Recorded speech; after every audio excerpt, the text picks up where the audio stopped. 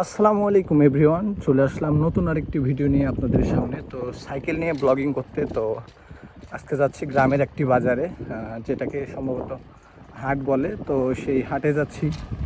হাঁসের কিছু বিষয়টা হলো যে হাটের কিছু মজাদার রেসিপি বলেন বা বিভিন্ন ধরনের ভাজা পোড়া আছে। এই ধরেন 12 ভাজা, যারা গ্রামে সাধারণত থাকেন তারাই বুঝতে পারবেন গ্রামের খাবারগুলোর কি মজা।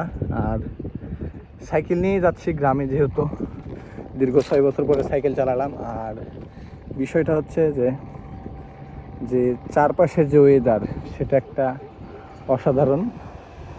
এই যে দেখতেই পাচ্ছেন। আর যাই হোক, গ্রামে সাইকেল নিয়ে যাওয়ার বিষয়টা একটু অন্যরকম অনুভূতি।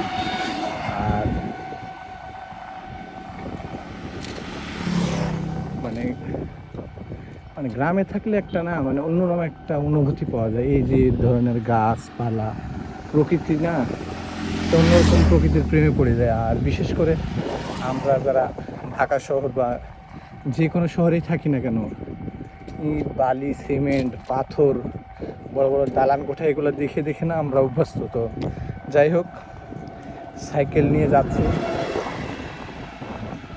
তো একা একা ভাল লাগতেছিল না, ওই জন্যে অনেক কথা বললাম। তো আপনাদের কেমন লাগতেছে সাইকেল প্লাস চারপাশের ওয়েদার, একটু কমেন্ট করে অবশ্যই জানাবেন। আর যারা আমার কন্টিনিউ ভিডিও দেখেন তাদের জন্য অনেক অনেক শুভকামনা, ভালোবাসা রইল। দোয়া ও ভালোবাসা আপনাদের প্রতি সবসময় থাকবে। আর আমার এই ছোট্ট পেজ বাচাল বয়, যারা যারা ভিডিও দেখেন অবশ্যই লাইক কমেন্ট করে দেবেন। আর আপনারা যারা ভিডিও বানাচ্ছেন সবসময় ভালো কন্টেন্ট বানানোর চেষ্টা করবেন, ভালো কিছু মানুষকে দেওয়ার চেষ্টা করবেন।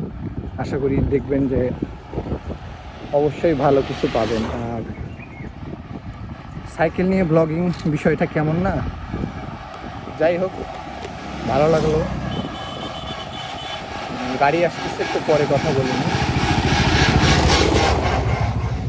তো এই আমাদের গ্রামের প্রকৃতি আর রাস্তা। আর আমি এখন যাচ্ছি তালন্দ বাজারে, হাট সপ্তাহে 2 দিন, রবিবার বুধবার হাট। আর এই হাটে কিন্তু আপনারা সব কিছুই পেয়ে থাকেন। কৃষকদের যত কিছু আছে ফসল, সব কিছু টাটকা এখানে পাওয়া যায় আর বিক্রিও হয়। তো আপনাদের সঙ্গে তো অনেকক্ষণ কথা বললাম। তো এখন যাচ্ছি এই